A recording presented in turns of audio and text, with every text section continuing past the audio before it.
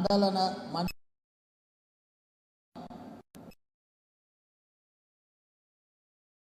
హాజరై ఎంతో క్రమశిక్షణతో తెలంగాణ రాష్ట్రంలో జరుగుతున్న పరిణామాలు, ప్రభుత్వాలు తీసుకుంటున్న నిర్ణయాల వల్ల తెలంగాణ ప్రజల మీద పడుతున్న భారం, ప్రజల పక్షాన నిలబడి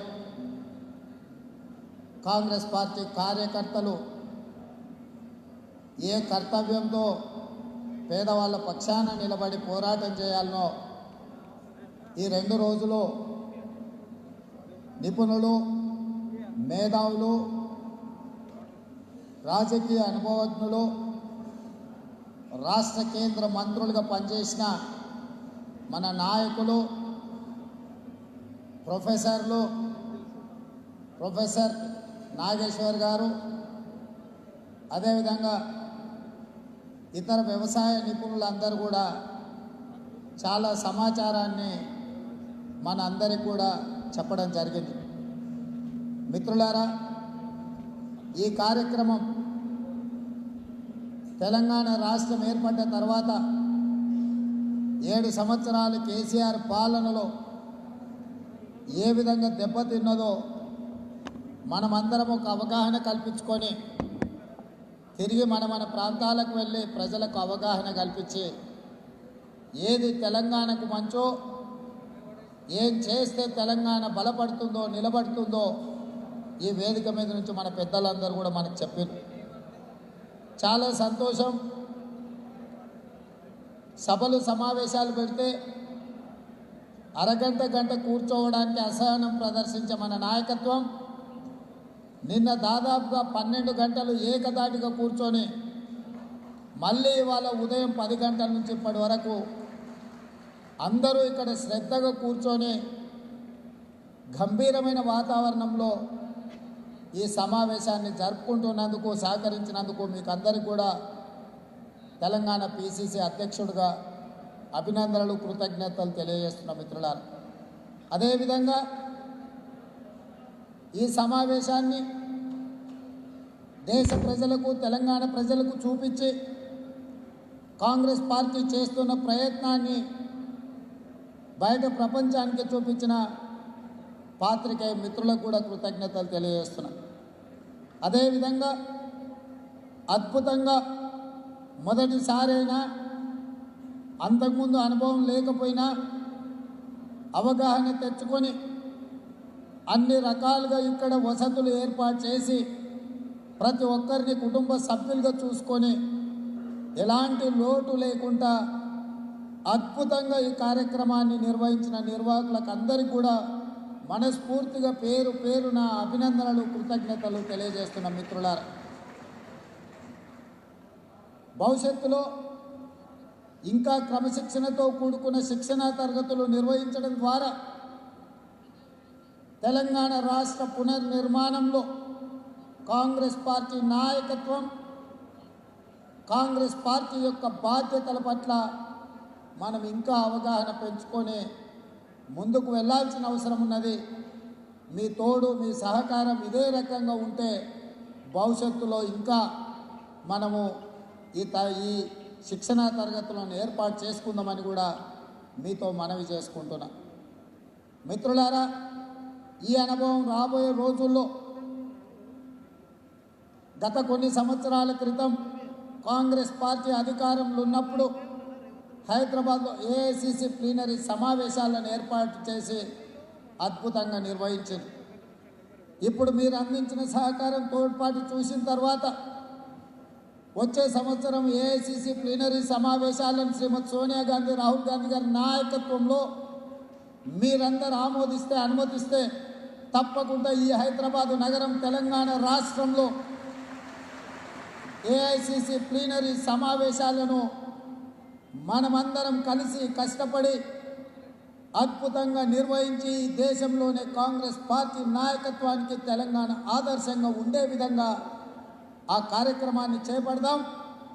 ఆ కార్యక్రమానికి చేపట్టడానికి అవసరమైన అనుమతుల్ని పెద్దలు శ్రీనివాసన్ గారు, బోసరాజు గారు కేంద్ర నాయకత్వం నుంచి అనుమతి పొందాల్సిందిగా కోరుతూ ఈ ప్రతిపాదనను మీరందరూ హర్షధ్వానాల ద్వారా వారికి తెలియజేయాల్సిందిగా నేను విజ్ఞప్తి చేస్తున్నా.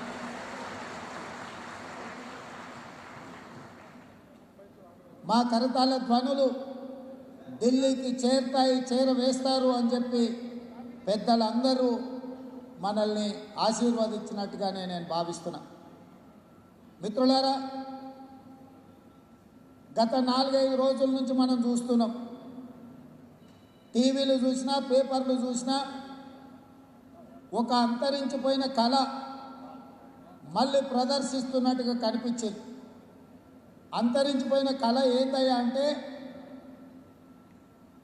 హైదరాబాదులో ముఖ్యంగా పేదలు నివసించే బస్తీలలో నల్ల నీళ్లు రాకపోతే నీళ్ళ ట్యాంకర్లు వచ్చినప్పుడు మా ఆడపడుచులు, మా మా అమ్మలక్కలు ఎవరికి వాళ్ళు ముందుగా వాళ్ళ బిందెలో నీళ్లు నింపుకోవాలని చేసే ప్రయత్నంలో వాళ్ళ మధ్యలో తగాదా వచ్చినప్పుడు నీళ్ళ ట్యాంకర్ల దగ్గర మా అమ్మలక్కలు ఎట్లయితే కొట్లాడి తిట్టుకుంటారో ఆ రకమైన వాతావరణం.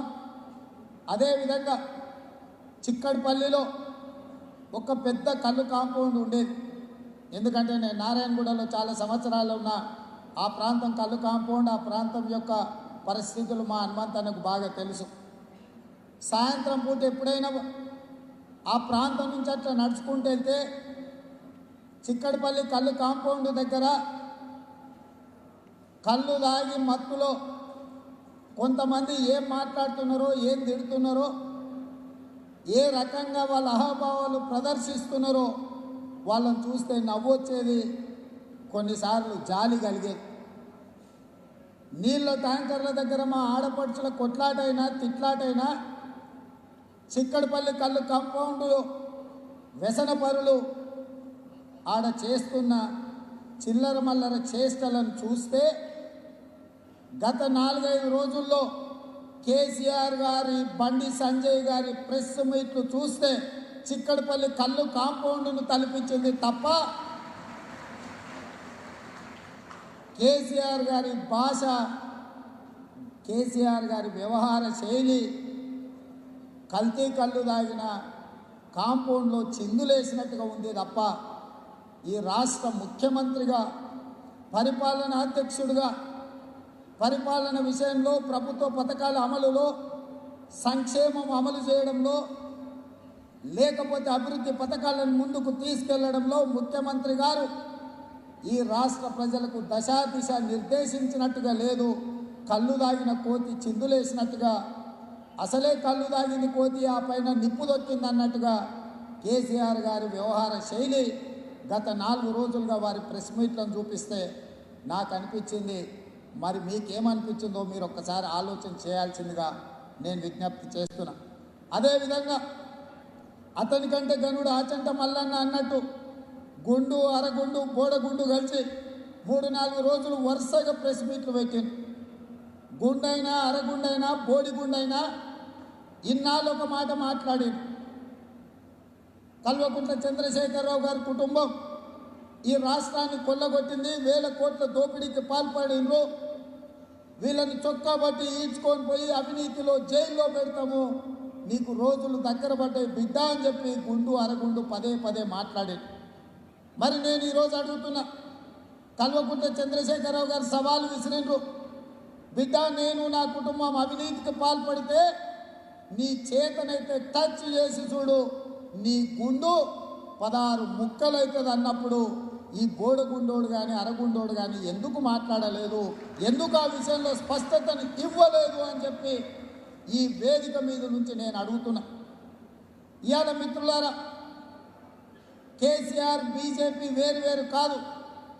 నరేంద్ర మోడీ, కేసీఆర్ కవల పిల్లలు.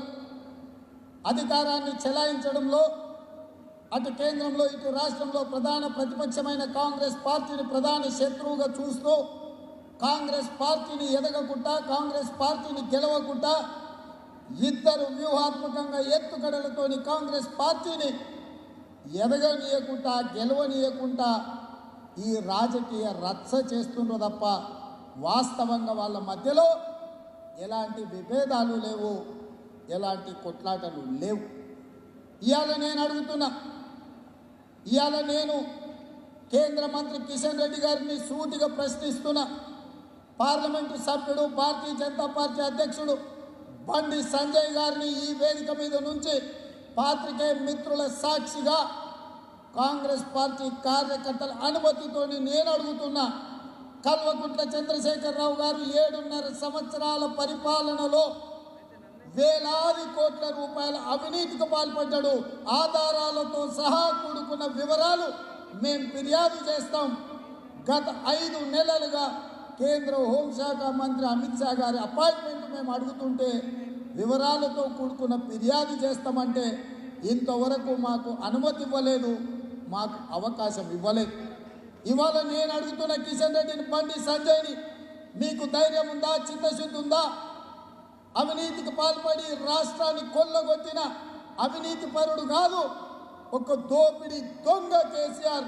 ఈ దోపిడీ దొంగకు వ్యతిరేకంగా మేము ఫిర్యాదు చేయడానికి, ఆధారాలు ఇవ్వడానికి సిద్ధంగా ఉన్నాం. అమిత్ షా గారి అపాయింట్మెంట్ ఇప్పించే ధైర్యం, చిత్తశుద్ధి మీ ఇద్దరికి ఉందా అని చెప్పి నేను ఈ వేదిక మీద నుంచి అడుగుతున్నా. తెలంగాణ ప్రజల యొక్క సెంటిమెంటును, తెలంగాణ ప్రజల యొక్క జీవన విధానాన్ని, తెలంగాణ ప్రజల యొక్క జీవితం మీద అత్యంత ప్రభావం చూపించే అంశాలనే కేసీఆర్ గారు అవకాశంగా మార్చుకొని అవినీతికి పాల్పడి వేలాది కోట్ల రూపాయలు కొల్లగొట్టారు. 14 సంవత్సరాల తెలంగాణ ఉద్యమంలో కల్వకుంట్ల చంద్రశేఖరరావు గారు పదే పదే చెప్పేటోడు, ఈ తెలంగాణ రాష్ట్రం ఏర్పడితే నీళ్లు, నిధులు, నియామకాలు మన చేతిలోకి వస్తాయి, మన తెలంగాణ బంగారు తెలంగాణ అవుతుంది అని చెప్పేవాడు. ఇవాళ నీళ్లు, నిధుల, నియామకాలను అడ్డం పెట్టుకొని కేసీఆర్ గారు తెలంగాణ రాష్ట్రం ఎట్లా కొల్లగొట్టిండో ఈ వేదిక మీద నుంచి నేను చెప్తున్నా. వినండి, విని వారిని బొక్కలో తొయ్యండి అని చెప్పి నేను ఈరోజు బీజేపీని, కేంద్ర ప్రభుత్వాన్ని నిలదీస్తున్నా. నీళ్ల విషయానికి వద్దాం. ఆనాడు కాంగ్రెస్ పార్టీ అధికారంలో ఉన్నప్పుడు ప్రాణహిత చేవెళ్ల ప్రాజెక్టు పేరు మీద 38,500 కోట్లతోని 16 లక్షల ఎకరాలకు నీళ్లు ఇవ్వడానికి 2008లో టెండర్లు పిలిచి తెలంగాణ రాష్ట్రం ఏర్పడేటప్పటికి 30% పనులు చేసి దాదాపుగా 12-13 వేల కోట్ల రూపాయలు ఖర్చు పెట్టి చేవెళ్ల వరకు నీళ్లు తీసుకురావడానికి పనులన్నీ చేస్తే ఆ ప్రాజెక్టులో పైసలు మిగలవు, కమిషన్లు రావు అని రీడిజైనింగ్ పేరు మీద ప్రాణహిత చేవెళ్ల పేరు ఉంటే డాక్టర్ బాబాసాహెబ్ అంబేద్కర్ గారిని తలుచుకుంటే అవినీతి ఎక్కడ బయటపడుతుందో అని డాక్టర్ బాబాసాహెబ్ అంబేద్కర్ ప్రాణహిత చేవెళ్ల పేరు మార్చి కాళేశ్వరం ఎత్తిపోతల పేరు మీద 38,500 కోట్ల రూపాయల ప్రాజెక్టును 1,50,000 కోట్ల రూపాయలకు పెంచి 1,000 కోట్ల రూపాయల దోపిడీకి పాల్పడ్డాడు. నీకు చిత్తశుద్ధి ఉంటే నరేంద్ర మోడీ, అమిత్ షా నీతి నిజాయితీ పరులు అయితే కల్వకుంట్ల చంద్రశేఖరరావు గారి దోపిడీ మీద విచారణకు ఆదేశాలు ఇచ్చే ధైర్యమే ఉంటే ప్రాణహిత చేవెళ్ల ప్రాజెక్టు పేరును మార్చి కాళేశ్వరం కార్పొరేషన్ ఏర్పాటు చేసి బ్యాంకులలో వేలాది కోట్ల రూపాయల లోన్లు తెచ్చి ఇప్పటికీ 1,00,000 కోట్లు ఖర్చు పెట్టిన కాళేశ్వరం మీద సిబిఐ విచారణకు ఆదేశించే ధైర్యం ఉందా? టెండర్ల మీద, బిల్లుల మీద, కమిషన్ల మీద నిరూపించే బాధ్యత కాంగ్రెస్ పార్టీ తీసుకుంటుంది. కాళేశ్వరం మీద సిబిఐ విచారణకు ఆదేశించండి. నిరూపించకపోతే రాజకీయంగా శాశ్వతంగా నేను తప్పుకుంటా అని చెప్పి ఈ వేదిక మీద నుంచి కేసీఆర్కు, కిషన్ రెడ్డికి నేను సవాల్ విసురుతున్నా. కాళేశ్వరంలో దోపిడీ ఆ విధంగా జరిగితే వెనుకబడ్డ జిల్లా, వలసల జిల్లా, తట్ట పని, పార పని, మట్టి పని చేసి దేశం నలుమూలలకు వలసలు పోతున్న జిల్లా తెలంగాణ రాష్ట్రంలో అత్యధిక లబ్ధి పొందాల్సిన జిల్లా. తెలంగాణ రాష్ట్రం రావడానికి కేసీఆర్కు తమ రక్తాన్ని చెమటగా మార్చి ఓట్లేసి గెలిపించి పల్లకిలో పార్లమెంటుకు మోసుకపోతే తెలంగాణ రాష్ట్రం వచ్చింది. వచ్చిన తెలంగాణ రాష్ట్రంలో, ఉమ్మడి రాష్ట్రంలో ఉన్నప్పుడే మా పెద్దలు చిన్నారెడ్డి గారు కొట్లాడి, కిరణ్ కుమార్ రెడ్డి గారు ముఖ్యమంత్రి ఉన్నప్పుడు ఎడారిగా మారుతున్నా, వలసలు పోతున్నా, వందలాది మంది చచ్చిపోతున్నా పాలమూరు బిడ్డల్ని కాపాడాలంటే పాలమూరు రంగారెడ్డి ఎత్తిపోతల పథకం తేవాల్సిందే. పాలమూరు జిల్లా, రంగారెడ్డి జిల్లా, నల్గొండ జిల్లాకు నీళ్ళు ఇవ్వాల్సిందే అని చెప్పి పాలమూరు రంగారెడ్డి ఎత్తిపోతల పథకాన్ని తీసుకొచ్చింది. ఆనాడు 10 లక్షల ఎకరాలకు నీళ్ళు ఇవ్వడానికి 16,000 కోట్ల రూపాయల అనుమతితో పాలమూరు రంగారెడ్డి ఎత్తిపోతల పథకాన్ని తీసుకొస్తే ప్రాజెక్టు రీడిజైనింగ్ పేరు మీద జూరాల నుంచి ఎత్తిపోయాల్సిన నీళ్లను శ్రీశైలం నుంచి ఎత్తిపోస్తా అని 52,000 కోట్ల రూపాయలకు పెంచి ఇవాళ అది 65,000 కోట్ల రూపాయలకు పెరిగింది. ప్రాజెక్టు ఎక్కడికక్కడనే ఉంది. 1,000 కోట్ల రూపాయలు టెండర్ల పేరు మీద, కమిషన్ల పేరు మీద, మట్టి పని పేరు మీద కొల్లగొట్టిన కేసీఆర్ ఇవాళ నువ్వు విచారణకు సిద్ధంగా ఉన్నవా అని చెప్పి నేను అడుగుతున్నా. అందుకే ఈరోజు కిషన్ రెడ్డిని, బండి సంజయ్ నేను అడుగుతున్నా, నిజంగానే కేసీఆర్ అవినీతి మీద, కేసీఆర్ అక్రమాల మీద, కేసీఆర్ దోపిడీ మీద విచారణ చేసే ధైర్యం, చిత్తశుద్ధి మీకుంటే పాలమూరు రంగారెడ్డి ఎత్తిపోతల పథకం మీద సిబిఐ విచారణ కానీ, విజిలెన్స్ అండ్ ఎన్ఫోర్స్మెంట్ విచారణ కానీ ఆదేశాలు ఇవ్వడానికి మీరు సిద్ధంగా ఉన్నారా? ఆధారాలు తీసుకొచ్చి నిరూపించడానికి మేము సిద్ధంగా ఉన్నాం. అమిత్ షా దగ్గర అపాయింట్మెంట్ ఇచ్చండి. పాలమూరు రంగారెడ్డి ఎత్తిపోతల జరిగిన కుంభకోణం మీద, దోపిడీ మీద, దోపిడీ దొంగల మీద కాంగ్రెస్ పార్టీ సిద్ధంగా ఉంది. ఆధారాలు ఇవ్వడానికి మీకు చిత్తశుద్ధి ఉంటే పాలమూరు రంగారెడ్డి మీద మీరు సిబిఐ విచారణకు ఆదేశించండి. అవినీతిని నిగ్గుదేల్చే బాధ్యత మాది. కానీ మీరు చెయ్యరు, మీరు ఆదేశించరు. ఎందుకంటే తమిళనాడు జరిగిన మొన్నటి ఎన్నికలలో భారతీయ జనతా పార్టీకి పెట్టుబడి పెట్టింది కల్వకుంట్ల చంద్రశేఖరరావు, సమన్వయం చేసింది దోపిడీ సొమ్మును తమిళనాడుకు తరలించింది కేంద్ర మంత్రి కిషన్ రెడ్డిని ఇన్ఛార్జిగా పెట్టి కేసీఆర్ పెట్టిన పెట్టుబడితోని తమిళనాడు ఎన్నికల్ని కేసీఆర్ సహకారంతో, కేసీఆర్ దోపిడీతోని, కేసీఆర్ కట్టిన కప్పంతో తమిళనాడులో బీజేపీ ఎన్నికలు చేసుకుంది. ఇదే కాదు, ఇవాళ ఉత్తరప్రదేశ్లో ఎన్నికలు రాబోతున్నాయి. ఈ ఉత్తరప్రదేశ్ ఎన్నికలలో ఎంఐఎం 100 సీట్లలో పోటీ చేయబోతుంది.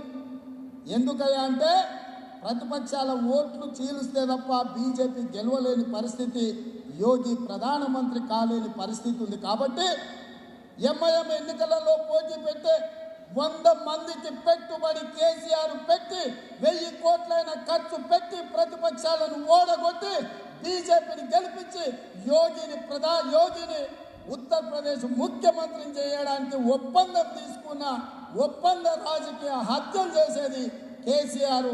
దానికి అవసరమైన 1000 కోట్ల పెట్టుబడి పెడుతున్నది కేసీఆర్. యోగి ముఖ్యమంత్రి కావడానికి ఎంఐఎం ఎన్నికలలో పోటీ చేసి ప్రతిపక్షాల ఓట్లు చీల్చడానికి రాజకీయ వ్యూహం, రాజకీయ ఎత్తుగడ పెట్టుబడి పెడుతున్నది కేసీఆర్. అందుకే యూపీ ఎన్నికలకు సహకారం ఇస్తున్నాడని ఎప్పుడు కేసీఆర్ ఢిల్లీకి పోయినా మోడీ, అమిత్ షా గంటల కొద్ది కేసీఆర్తో చర్చిస్తారు. నేను అడుగుతున్న వారంలో 4 సార్లు మోడీ కేసీఆర్ని కలిసి వచ్చిన, మోడీ అమిత్ షాని కలిసి వచ్చిన కేసీఆర్ రైతు సమస్యల మీద మాట్లాడిండా? లేకపోతే Krishna river management board, Godavari river management board మీద ఏమైనా మాట్లాడొచ్చిందా? ఎందుకు రహస్యంగా మాట్లాడుతున్నారు? ఎందుకు మీరు కలుసుకున్న వివరాలు బయట పెడతలేరు? అమిత్ షా, నరేంద్ర మోడీ మధ్యలో, కేసీఆర్ మధ్యలో జరిగిన చర్చల్ని ప్రజలకు ఎందుకు చెప్తలేడు కేసీఆర్? ఎందుకు వివరిస్తలేడు అంటే వాళ్ళ మధ్యలో జరిగిన ఒప్పందం అవినీతి, రాజకీయం, అక్రమ సంబంధం. ఈ అక్రమ సంబంధాలు బయటపడతాయని వాళ్ళు ఎవరికి వివరిస్తలేరు. అందుకే ఈరోజు కేసీఆర్ అవినీతి మీద ఆరోపణలు చేస్తలేరు. ఇంకొక సెంటిమెంట్, తెలంగాణ ప్రాంతంలో 30 లక్షల కరెంటు మోటార్లు ఉన్నాయి. ఒకనాడు ఉమ్మడి రాష్ట్రంలో సమైక్య పాలనలో తెలంగాణ రాష్ట్రంలో పేలిపోతున్న మోటార్లు, కాలిపోతున్న స్టార్టర్లు, నీళ్లు పోసేటప్పుడో, కరెంటు వచ్చేటప్పుడో, పోయేటప్పుడో తెలంగాణ ప్రజలు రాత్రిపూట బావుల కాడిపోతే పాములు కలిసి చచ్చిపోతున్న సందర్భంలో కరెంటు అనేది ఒక పెద్ద సెంటిమెంట్ తెలంగాణ రైతాంగానికి. ఆ కరెంటుకు సంబంధించి కరెంటు సమస్యను, కరెంటు బూచిని చూపించి యాదాద్రి, భద్రాద్రి ప్రాజెక్టుల నిర్మాణం పేరు మీద పవర్ ఫైనాన్స్ కార్పొరేషన్ నుంచి 35,000 కోట్ల రూపాయల లోన్లు తీసుకొచ్చి ఈ టెండర్లు కాంట్రాక్టులు కావాల్సిన వాళ్ళకు సొంత పోలకు కులపోలకు కట్టబెట్టి వేల కోట్ల రూపాయల దోపిడీకి పాల్పడ్డాడు.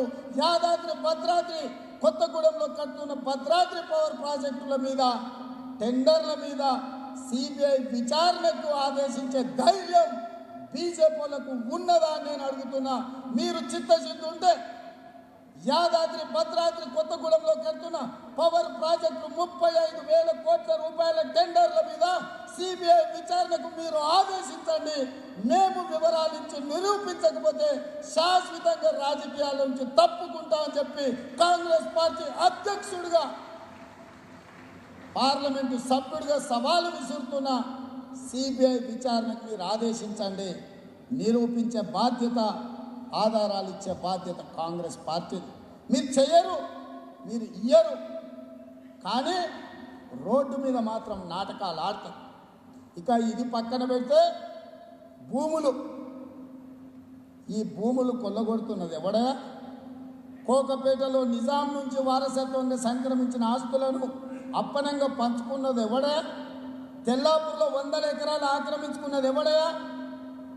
మంచిరేవు నార్సింగ్లో 100 ఎకరాలలో ప్రభుత్వ భూములను పల్లి బఠానీలకు తీసుకొని గచ్చిబౌలిలో 100 ఎకరాలను పల్లి బఠానీలకు పప్పు పుట్నాలకు నీ బంధువులకు మై హోమ్ కంపెనీలకు కట్టబెట్టి వేలాది కోట్ల రూపాయల అవినీతికి పాల్పడ్డది కేసీఆర్ కాదా? కేసీఆర్ కుటుంబం కాదా? ఇవాళ భూముల మీద గచ్చిబౌలి భూములు, కోకపేట భూములు, మంచిరేవుల భూములు, తెల్లాపూర్ భూములు, ఈ భూముల మీద విచారణకు ఆదేశించే ధైర్యం మీకుందా? నిరూపించే ఆధారాలు ఇచ్చే చిత్తశుద్ధి మాకుంది. నేను మొన్న కాంగ్రెస్ పార్టీలో చర్చించి కోకాపేట భూముల వేలం మీద సిబిఐ డైరెక్టర్కు కాంగ్రెస్ పార్టీ అధ్యక్షుడిగా పార్లమెంటు సభ్యుడిగా నేను ఫిర్యాదు చేసి వచ్చిన ఆధారాలు ఇచ్చి వచ్చిన. నిజంగానే బీజేపీలకు చిత్తశుద్ధి ఉంటే, కేసీఆర్ అవినీతి కథ తేల్చే ఆలోచన మీకుంటే, మేము సిబిఐ డైరెక్టర్ ఆధారాలతో ఫిర్యాదు చేస్తే ఈ రోజు వరకు విచారణకు ఆదేశించలేదంటే ఈ అవినీతిలో మీకు వాటా ఉన్నదా లేదా?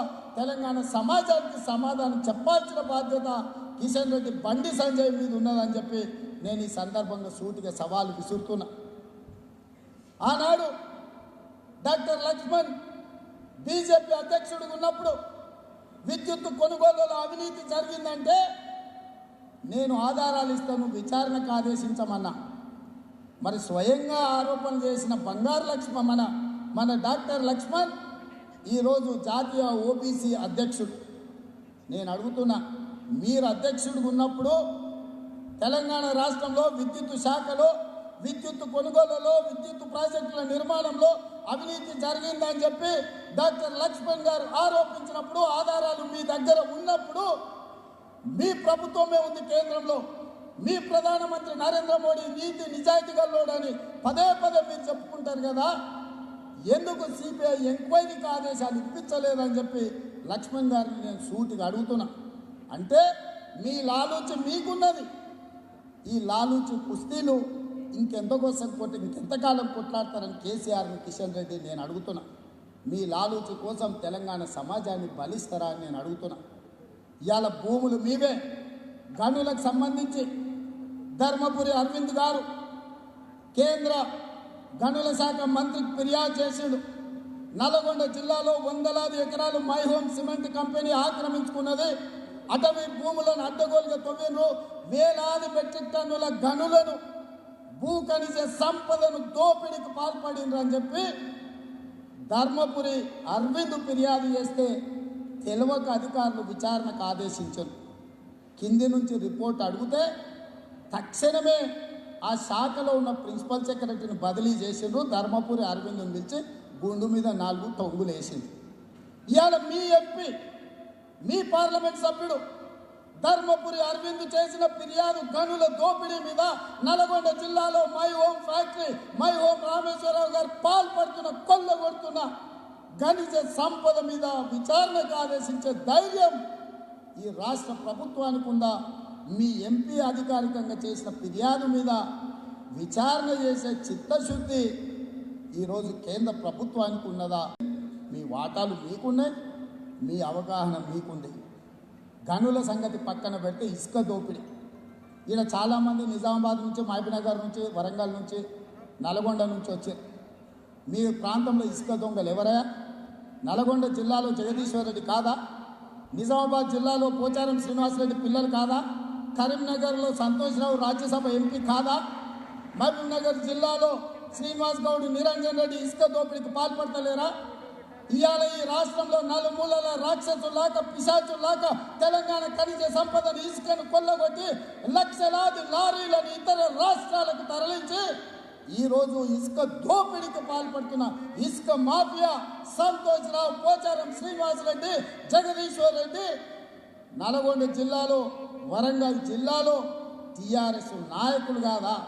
ఈ రాష్ట్రం నుంచి ఆదిలాబాద్ జిల్లాలో బాల్క సుమనైండు టీం కలిసి ఈ రాష్ట్ర సంపదను పక్క రాష్ట్ర మహారాష్ట్రకు తరలిస్తున్న ఇసుక మాఫియా టీఆర్ఎస్ నాయకులు కాదా అని నేను అడుగుతున్నా. మరి ఇసుక మాఫియా మీద కేంద్రం ఏం ఆదేశాలు ఇస్తుందని నేను అడుగుతున్నా. ధర్మపురి సంజయ్, నేను అదేవిధంగా ధర్మపురి అరవింద్ను, బండి సంజయ్ని, కిషన్ రెడ్డిని నేను అడుగుతున్నా. ఇవాళ ఈ ఇసుక దోపిడీకి పాల్పడుతున్న ఇసుక మాఫియా టీఆర్ఎస్ పార్టీలో మంత్రులు ఉన్నారు. ఆ మంత్రుల దోపిడీ మీద మీ విధానం ఏంది, మీ విచారణ ఏంది అని నేను అడుగుతున్నా. ఇది పక్కన పెడితే ఒక ఆయన ఉంటాడు హైదరాబాద్లో, అరటి పండ్ల బండి కాడ మేకగిన తోలు నమ్మిన అడ్డం అవుతుంటే ఎప్పుడు ఇట్లా కదా ఆలుగడ్డలు అమ్మటాయన. ఆయన ఎప్పుడైనా చూడండి, ఆయన ఎప్పుడైనా మామూలు ఉంటాయి, ఎప్పుడు నమ్ముతూనే ఉంటాడు మేక నమ్మినట్టు. నక్లెస్ రోడ్డు మీద 10 ఎకరాలు శ్రీనివాస్ యాదవ్కు రాసిచ్చింది. నేను సూటిగా ఆరోపణ చేస్తున్నా, నక్లెస్ రోడ్డు మీద సంజీవయ్య పార్కును కూడా శ్రీనివాస్ యాదవ్కు తాకట్టు పెట్టిండ్రు. దాదాపుగా నక్లెస్ రోడ్డు మీద 10 ఎకరాల భూమిని, ట్యాంక్ బండును శ్రీనివాస్ యాదవ్ కుటుంబానికి తాకట్టు పెట్టిండ్రు. నిరూపించే ధైర్యం నాకుంది, చర్యలు తీసుకునే ధైర్యం మీకుందా? మిస్టర్ కిషన్ రెడ్డి, మిస్టర్ బండి సంజయ్, కిషన్ రెడ్డి నియోజకవర్గంలో నక్లెస్ రోడ్లో ట్యాంక్ బండును 10 ఎకరాలు తలసాని శ్రీనివాస్ యాదవ్కు తాకట్టు పెట్టింది రాష్ట్ర ప్రభుత్వం. నువ్వు మొగోడు అయితే, చిత్తశుద్ధి ఉంటే సంజీవయ్య పార్కు మేము పెడితే సంజీవయ్య పార్కును శ్రీనివాస్ యాదవ్కు తాకట్టు పెట్టింది మీరు. నక్లెస్ రోడ్డు మీద 10 ఎకరాలు ఆక్రమించుకున్నది తలసాని శ్రీనివాస్ యాదవ్, ఈ రాష్ట్ర మంత్రి. నిరూపిస్తా, నేను రానా ఎంబడి నిన్ను తీసుకెళ్ళి నీకు చూపిస్తా, ఆధారాలు ఇస్తా, మొత్తం వివరాలు ఇస్తా. నువ్వు మొగోడి అయితే, నీకు చిత్తశుద్ధి ఉంటే, కేసీఆర్ అవినీతి మీద విచారణ చేసేది ఉంటే రా, కేసీఆర్ అవినీతి మీద తేలుద్దాం. తలసాని శ్రీనివాస్ యాదవ్ దోపిడేందో నిరూపిస్తా. నిరూపించలేకపోతే నీ కాళ్ళ మధ్య నుంచి దూరిపోతా అని చెప్పి నేను ఈ సందర్భంగా చెప్తున్నా. మీరా మాట్లాడేది, మీరా ఈ రాష్ట్రాన్ని కాపాడేది. ఇదే కాదా చెప్పుకుంటే సిగ్గుపోతుంది.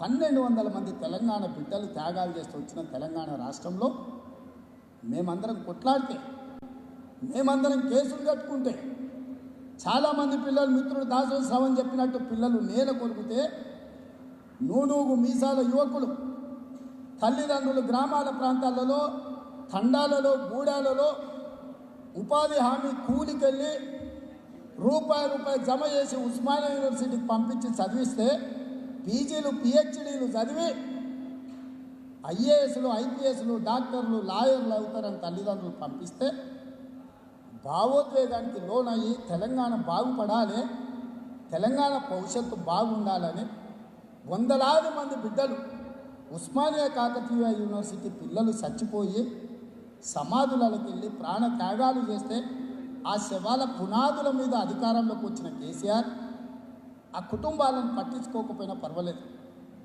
ఆ పిల్లల్ని తలుచుకోకపోయినా పర్వాలేదు. నువ్వెందుకంటే నీ నుంచి మేము ఆశించలేము, ఎందుకంటే నువ్వు ఎంత నీచమైన మనస్తత్వం ఉన్న వ్యక్తివో మాకు తెలుసు. కానీ మీడియా మిత్రులారా, నేను అధికారికంగా ఆరోపణ చేస్తున్నాను, మీరు రాసుకోండి. కేసీఆర్కు నిజంగానే చిత్తశుద్ధి ఉంటే, ఇది నేను చేసే ఆరోపణ తప్పైతే పరువు నష్టం దావా ఏమని సవాలు విసురుతున్న టీఆర్ఎస్ పార్టీకి నేను ఇవాళ నేను ఈ వేదిక మీద నుంచి చెప్తున్నా, మిత్రులారా, ఏ త్యాగాల పునాదుల మీద తెలంగాణ రాష్ట్రం ఏర్పడ్డదో ఆ బిడ్డల కోసం అమరవీరుల స్తూపం కట్టాలి అని పట్టుబడితే, ట్యాంక్ బండ్ మీద అమరవీరుల స్తూపానికి 60 కోట్లకు టెండర్ పిలిచిండ్రు. 60 కోట్ల రూపాయల టెండర్ ఇవాళ 180 కోట్లకు పెరిగింది. 110 కోట్ల బిల్లులు తీసుకున్నాక మొండి గోడలతోని ఇవాళ ట్యాంక్ బండ్ మీద అమరవీరుల స్తూపం నిలబడ్డది. 3 ఏళ్ల నుంచి అక్కడనే ఉంది. నేను అడుగుతున్న రాష్ట్ర ముఖ్యమంత్రిని, అసలు నువ్వు మనిషివేనా? నువ్వు తెలంగాణ బిడ్డవేనా? నీలో ఉన్నది చీము నెత్తురు ఏమైనా ఉన్నదా? చివరికి అమరవీరుల కోసం నిర్మించే అమరవీరుల స్తూపాన్ని కూడా నీ అవినీతికి బలిచ్చి మొండి గోడలతోని అమరవీరుల స్తూపం నిలబడ్డది. దాని కాంట్రాక్టర్ ఎవడయ్యా అంటే ఆంధ్రాకి సంబంధించిన ప్రొద్దుటూరుకు సంబంధించినోడయా. చివరికి తెలంగాణ బిడ్డల ఆత్మగౌరవమైన అమరవీరుల స్తూప నిర్మాణానికి కూడా తెలంగాణ కళాకారులను ఉపయోగించలేదు, తెలంగాణ బిడ్డల్ని వాడలేదు, అవకాశం ఇవ్వలేదు అంటే ఇక ఈ తెలంగాణ వచ్చిన పర్పస్ ఏమన్నా సర్వ్ అయిందా? ఒకసారి ఆలోచన చేయండి. నిజంగా తెలంగాణ బిడ్డల జ్ఞాపకార్థం కంటే అమరవీరుల స్తూపం తెలంగాణ బిడ్డలు నిర్మించాలి.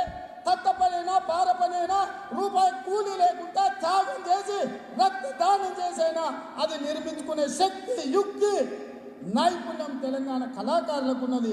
అట్లాంటి తెలంగాణ బిడ్డల జ్ఞాపకార్థం తరతరాలు 100 ఏళ్ళు చరిత్ర ఉండే తెలంగాణ బిడ్డల కోసం నిర్మించే అమరవీరుల స్తూపం ఆంధ్ర కాంట్రాక్టర్కి ఇచ్చి 60 కోట్లతో టెండర్లు పెంచి 180 కోట్లకు పెంచి 120 కోట్లు బిల్లులు తీసుకొని ఇంకా మొండి గోడలతో అక్కడ నిలబడ్డది. 3 ఏళ్ళైనా ఎక్కడున్నదో అక్కడనే ఉన్నది. అమరవీరుల స్తూపాన్ని కూడా నువ్వు వదలలేదు. నీ దోపిడీకి అమరవీరుల స్తూపం కూడా బలైంది అంటే కేసీఆర్ కుటుంబం ఎంత దోపిడీకి పాల్పడుతుందో, ఎంత అవినీతికి పాల్పడుతుందో ఒక్కసారి ఆలోచన చేయండి మిత్రులారా. ఆలోచన చేస్తే చూస్తుంటే దుఃఖం వస్తుంది, రగిలిపోతుంది, రక్తం సలసల మరుగుతుంది. అసలు ఎందుకురా దేవుడా ఈ జన్మ, వీన్ని దించకపోతే అని అనిపిస్తుంది. మీకు అనిపిస్తలేదా అని నేను అడుగుతున్నా. ఇవాళ తెలంగాణ రాష్ట్రానికి పట్టిన చీడ పీడ గులాబీ చీడ, దీన్ని వదిలించకపోతే మనం పుట్టడం ఎందుకు, మనం గిట్టడం ఎందుకు, ఈ బ్రతికెందుకు? దేవుడు ఈ జన్మ ఎందుకు ఇచ్చిండు మనకని నేను అడుగుతున్నా మా మిత్రులను. ఈ జన్మ సార్థకం అయ్యేది ఈ తెలంగాణకు పట్టిన చీడను పీడను వదిలించినప్పుడే అని చెప్పి నేను ప్రగాఢంగా నమ్ముతున్నా. ఈ పోరాటంలో చచ్చి నేల కొరిగిన తప్పు లేదు సోదరులారా. ఎందుకంటే వందలాది మంది త్యాగాల పునాదుల మీద ఈ తెలంగాణ రాష్ట్రం ఏర్పడ్డది. వాళ్ళ త్యాగాల ముందు మనం ఎంతనే కనీసం ఒక 6 నెలలు సంవత్సరం రోడ్డు మీదకి వచ్చి కొట్లాడలేమా? 18, 20, 25 ఏళ్ళ నూనూగు మీసాల యువకులు మనకు అద్దెపుల్ల కాడితేనే అమ్మ అంటాము.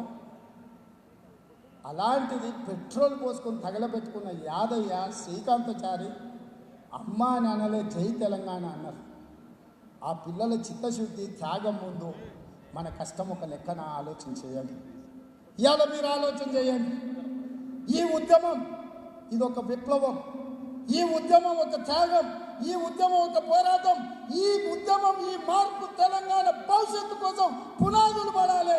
ఇక్కడి నుంచి మీరు సైనికులై గ్రామాలకు వెళ్ళండి, గ్రామాలలో ఉద్యమాన్ని నిర్మించండి. ఇది ఒక మహా ఉద్యమం, రాజకీయ ఎన్నికల కురుక్షేత్రం కాదు.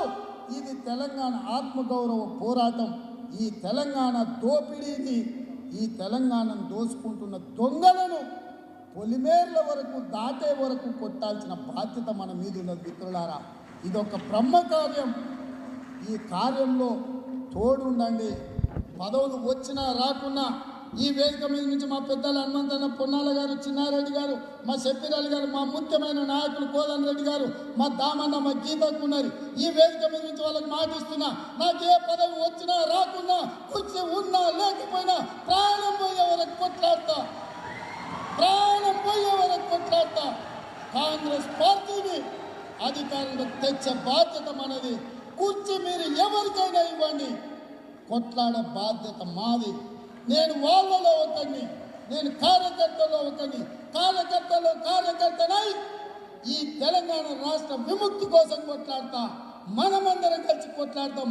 పెద్దలు ఎవరైనా కుర్చీలో కూర్చొని మనకు అభ్యంతరం లేదు. ఈ వేదిక మీద నుంచి సోనియమ్మ మీద ఒట్టేసి చెప్తున్నా, సోనియమ్మ మీద ఒట్టేసి చెప్తున్నా, ఈ తెలంగాణ రాష్ట్రానికి సోనియమ్మ ఎవరిని ముఖ్యమంత్రి చేసినా భుజాల మీద మోసే బాధ్యత నాది. కానీ కేసీఆర్ను 100 మీటర్ల గోతి తీసి బాధ్యత మనది. మిత్రులారా, కష్టపడదాం, కొట్లాడదాం, త్యాగాల పునాదుల మీద ఏర్పడ్డ తెలంగాణను కాపాడుకుందాం. ఏ ఉద్దేశంతో, ఏ ఆలోచనతో, ఏ తెలంగాణ సమాజం మంచి కోసం సోనియమ్మ తెలంగాణ ఇచ్చిందో ఆ సోనియమ్మ రాజ్యం తెస్తాం. సోనియమ్మ రాజ్యంలో స్వేచ్ఛ, సామాజిక న్యాయం, స్వయం పాలన ఇచ్చే విధంగా కాంగ్రెస్ పార్టీ పాలనను అందిద్దామని తెలియజేస్తూ మీ అందరి దగ్గర సెలవు తీసుకుంటున్నా. జై సోనియమ్మ, జై సోనియమ్మ, రాహుల్ గాంధీ గారి నాయకత్వం. మిత్రులారా, ఇంకా పెద్దలు మీటింగ్ కంటిన్యూ అయింది. ఇంకొక 4-5 మన పెద్దలు కీలకమైన సందేశం ఇచ్చేది ఉన్నది. ఆ కార్యక్రమాలన్నీ పూర్తి చేయండి. అదేవిధంగా సభ్యత్వ నమోదు విషయంలో కూడా మన క్రియాశీలకం ఉండాలి. కోమటిరెడ్డి సోదరా కూర్చోండి సోదరులారా, కూర్చోండి. అందరు వెనకాల కూడా కూర్చొని, లాస్ట్ కూడా నిశ్శబ్దంగా సావధానంగా మన పెద్దలు ఇచ్చే సందేశాన్ని తీసుకొని మనం గ్రామాలకు జాగ్రత్తగా వెళ్లాల్సిందిగా కోరుకుంటూ మీ అందరి దగ్గర సెలవు తీసుకుంటున్నాను. హాయ్ ఫ్రెండ్స్, మా టుడే టుమారో యూట్యూబ్ ఛానల్ చూస్తున్నందుకు చాలా థ్యాంక్స్. మరిన్ని లేటెస్ట్ వీడియోస్ కోసం వెంటనే సబ్స్క్రైబ్ చేయండి. అలాగే ఈ బెల్ని కూడా రింగ్ చేసేయండి. మా నోటిఫికేషన్స్ అన్నీ మీ మొబైల్లో వస్తాయి. అలాగే మా వీడియోస్ మీకు నచ్చితే లైక్ చేయండి, షేర్ చేయండి, నచ్చకపోతే కామెంట్ చేయండి.